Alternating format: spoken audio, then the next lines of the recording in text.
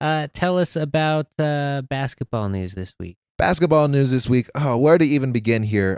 We'll start It's with the been crazy. yeah, we'll start in the WNBA because there's not enough to not a whole lot more to talk about in that one. We are like I said, we are middle of season right now. Teams are playing for real. To start the week off, the couple of crazy games that happened earlier on this week. I'm trying to do the math in my head now that we're on a Saturday.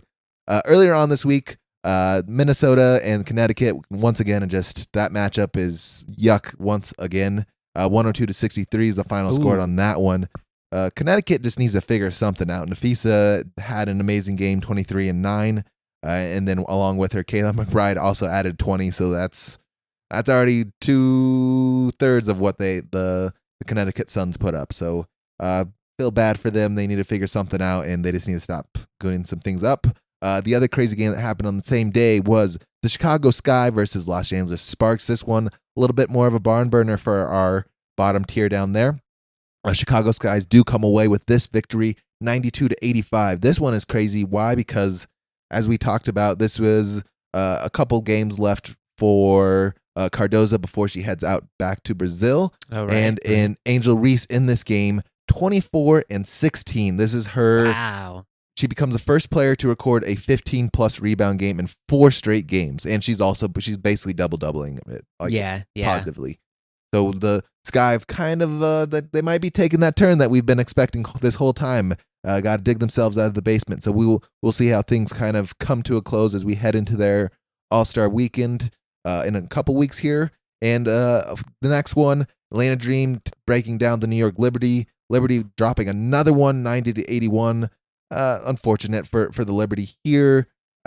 Not much to say about that. Just rough outing for them. It's hard to come so hot out the gate and then keep that up all season long. Yeah, even the shorter WNBA 44 games, that's a lot of games to play. You can't expect to win the ball, can't expect to play well in every single one of them. So things like that bound to happen. And the best one of the week that everyone was excited for, July 1st, Commissioner's Cup, the Indiana Fever versus Minnesota Lynx. Minnesota Lynx forgot to show up, though, unfortunately. Indiana Fever win this one 74-59.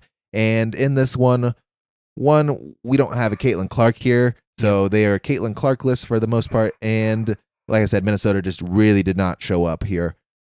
Don't know what happened. There's a little whiff of their best player's not on the court. We can just kind of take our foot off the gas. Yeah, a little bit of that. Again, comes back to the last statement. Can't expect to play all of them well. This one is super cool because cool-ish.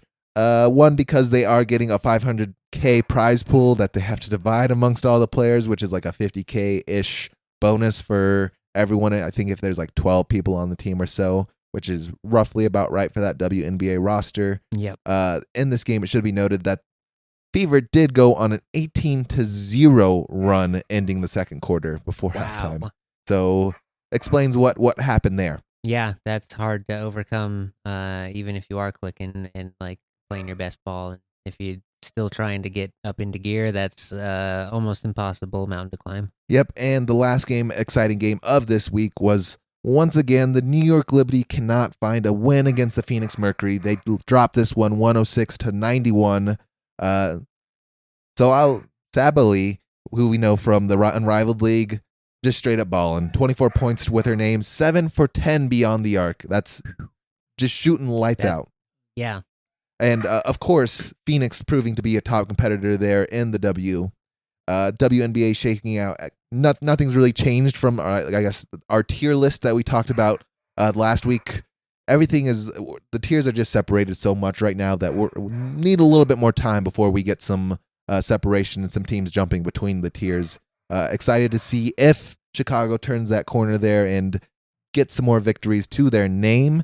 And Los Angeles Sparks, I should note that the game that just got played today, did not have it on my list because I made the list just a little bit earlier. The Sparks do come away with a win today against none other than our Indiana Fever, 89-87. So another close victory. And no Caitlin Clark again for them as well. So, I mean, bummer to see your star player missing, but that is been pretty good run that the Fever have gone without her so far this year, even just going like 50% this week. Yeah, I don't want to compare them to the Nuggets because Caitlin Clark and Jokic are just two completely different players, dominant in their Yeah, own respective. not that that's But an it's apples to apples comparison, yeah, but but similarly reliant on the star. yeah, a little bit more. I would say that comparing the Nuggets to the Fever have way more shooters than the Nuggets had last season, which allows them to win allows them to be in some games and get some victories, which we've seen without Caitlin Clark because she's missed a handful of games now this season. I am a little scared because for some reason, like we talked about earlier on in the podcast or a few podcasts ago, how reliant the WNBA is right now on the Stars. So if there's no Caitlin Clark playing, no one watches. Don't know why that is. It's still great basketball being played for the most part. Sometimes just bad games happen. Don't watch a Connecticut New York or Connecticut Lynx game apparently, but everything else is really good for them, and they are some other little notes for the WNBA is they are in discussions for their CBA currently. From what we've heard, is everything's been going well, but nothing's been set in stone. So makes sense because they still have all season to keep hammering out details. Very much so. And we will jump over to the NBA, the men's side of this. It's a frenzy out there. Free agents, like we talked about, draft happened last week. On Monday or Tuesday, free agency opened up, and it's been crazy. Whatever day the 30th was, I can't remember from the top of my head. It's been a crazy. That was Monday. It was Monday indeed. It's been a flurry of all sorts of news. Players moving all over the place. It's been a crazy time out there. We will start with sort of just some of the big trades that have happened since then. I'm trying to look for something non-Nugget related because we have so much to talk about. There are a lot of sign and trade deals.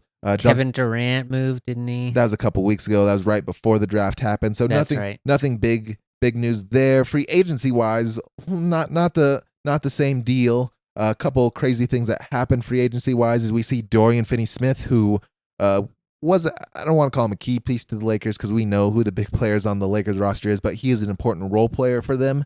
Decided to skip out of town. He was going to go down to Houston because things over there look a little bit different now for that Houston Rockets team, that young Houston Rockets team. They are sort of stacking their team up to take down the Oklahoma City Thunder, who won this championship this last year, and the West is looking a little scary. We will talk a little bit more about why it's so scary here in a minute. The other crazy one is D'Angelo Russell, who we know from the Lakers, the Nets, the Minnesota Timberwolves, back to the Lakers, and now he's heading off to Dallas. He's going to go play that starting point guard role while Kyrie is out nursing his Achilles. So good news, good for them. The starting round, I would expect him to be in the starting lineup for the first time in a while. Lakers did not give him that opportunity because LeBron naturally has a little bit of a short leash out there, and JJ Redick mostly. He's apparently a little bit more frustrated in that coaching role with some of his younger, less controlled players, we'll say. Sure, that checks out. JJ's fairly old school. Yeah, but he actually is. It's kind of a little strange. But D'Angelo will be out there with Anthony Davis, his former teammate. They're going to get the new young Cooper Flag on board. It'll be different out there in Dallas. I don't know what to expect from them quite yet. Don't know if they're going to be a playoff contender player because, like we talked about, the West is stacked. On top of that, Houston did add Clinton Capella to their center spot, a backup center spot. He is just going to be they're a little bit of an answer to Jokic. They don't want to have a lot of people trying to set up to take away Oklahoma City, but also deal with a Jokic situation that we have here in Denver. Yep. And the other crazy one that we saw happen is we saw DeAndre Ayton, first round, #1 overall pick, DeAndre Ayton, who got shipped off to Portland a couple years ago, got bought out of his contract because things were not working out. If you cannot make it to work when there's a snowstorm / your driveway is full of ice, maybe this is not the right place for you. Bought out of his deal. He'll be heading over to Los Angeles. He's going to become a Laker. They did pay a little bit of a pretty price for him. He's on a 2-year, $16.6 million deal. He does have basically 1 year and then a player option after that. Some sort of option. I don't remember if it was player or team. So that is, I don't know what to expect from him. He's been underperforming for the most part for what he's been shown that he should be capable of, perhaps, maybe. And from what we know about our time playing against Portland and Phoenix, doesn't really deal with Jokic all that well either. Yeah, I don't think that concerns us too terribly, but maybe he'll enjoy the change of scenery with the half the games in California now. He needs a change of scenery. Needed it bad, real bad out there. And the most crazy one of the free agency, besides what we're about to talk about here, Denver Nuggets, is Miles Turner. Just played in the finals. That's right, Said huh? he is out of Indiana and he's jumping over to their rivals out in Milwaukee. It's going to be him and Giannis out there. That's a pretty wild move. Consider The Indiana Pacers roster has completely changed from yeah, what we saw just a couple weeks ago. Not like no Tyrese is gone for the year for sure. Miles is gone. It's not the same. it's very wild to see. Yeah, that team that was a game away, pretty much already completely dismantled as a roster. Yeah, I don't know what the thinking is there. It's going to be like a Frankenstein of itself at best. It very much so is going to be that this season. Don't know what the deal is. From what we've heard out of Indiana is the difference was $15 million that sort of made and broke the deal in the Bucks' favor that Indiana was not willing to give him. Well, I mean, I think that's a pretty good segue for talking about how we made some moves because there are just a lot of teams who are desperate to move some money around. Everyone is desperate to move money around. As we've seen, all of the Boston Celtics cut $300 million out of their cap hit, we'll call it. The other one note that should be noted from Milwaukee is they did chop Dame as well in a little bit That's of right, yeah. a head scratching / shrug manner. Just wrong place, wrong time, I guess, for Dame.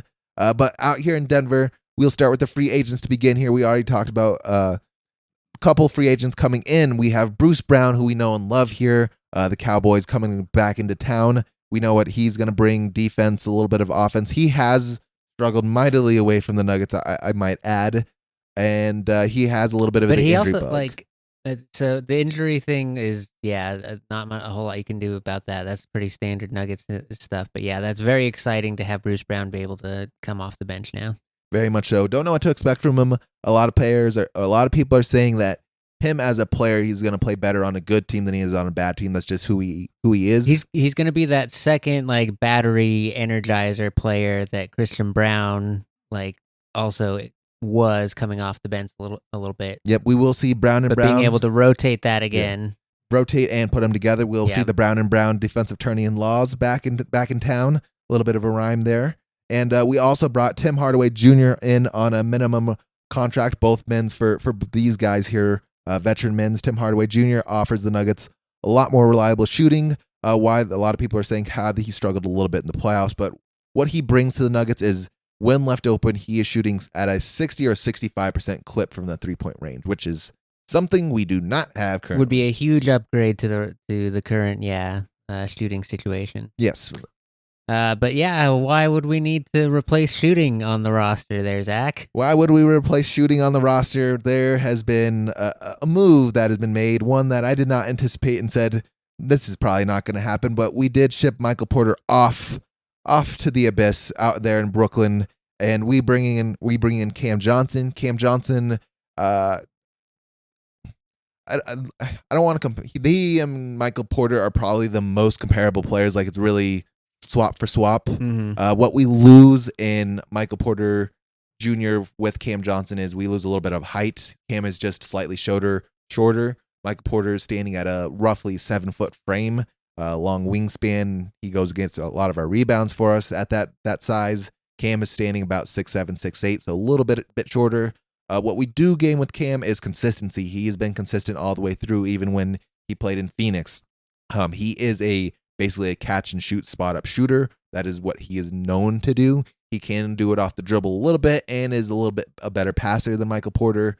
Hopefully he can pick up the reboundings because that do need that, especially since he is also a slightly better defender. Statistically wise, it's like dead even. Michael Porter is like 18.2. Cam is like 18.9 points. Oh, yeah, very close. So the other thing we gain out of this is $30 million in cap back, or not 30, $20 million in cap back. Porter was due a $45 million contract where Johnson's going to get 20 this year. And That was huge. And then what was the Saric for? Yeah, we unsure what to do with Sarge, whether he was going to play or not, but we did flip him for Jonas Valanciunas, who is going to go and opt out of his contract here and go play out in Europe. So that's going to be $10 million back to us to do whatever with. I've been hearing a lot of rumblings of bringing in Al Horford, who was on Boston's team. I would like him probably a little bit better. I would have liked Jonas here. I think he, not a great defender, but he is physical. He's big. He's strong. I would have liked that, but bringing in Al, who is big, he can still move a little bit, and he can shoot the ball as a big guy as well. Do like all those things. We just need one big guy off the bench. Just a little spelling for Jokic. Yeah, Jonas was supposed to be that. I'm, like I said, sad that he's not gonna be here. I do understand as a basketball player, he's gonna go somewhere where he has a bigger role. Yeah, he'll still be a starter out in Euro. He's gonna be a starter out in Euro. He's gonna, from what I heard, is he's gonna get paid about the same amount after all the details worked out at the end of the day for his contract. He's kind of, everyone was making fun of him because he was skipping out. He played. Jonas started in Toronto, where it was a little bit of a rough go out there after they traded basically Chris Bosh in that time period. Then got shipped out to Washington, which we know how things go out there in Washington, as we talked about. It's also a little bit of an island of misery. And then he got shipped to Sacramento, who was struggling pretty much all season long with a variety of different things. To come to Denver and have the chance to be on the best team, chance to be a front runner for a championship, and say, I want to go start somewhere and potentially go win a championship at Euros. Everyone's like, that's crazy. Yeah, it certainly bucks the trend, but I think that just goes to show like the sort of development of those European leagues, and like their contracts are getting up there, and they know talent when they see it and are willing to invest to keep it in their games too. Yeah, I mean, going back, he's played like all Europeans. He is from Lithuania. They've played professional ball since you can start playing out there at 16.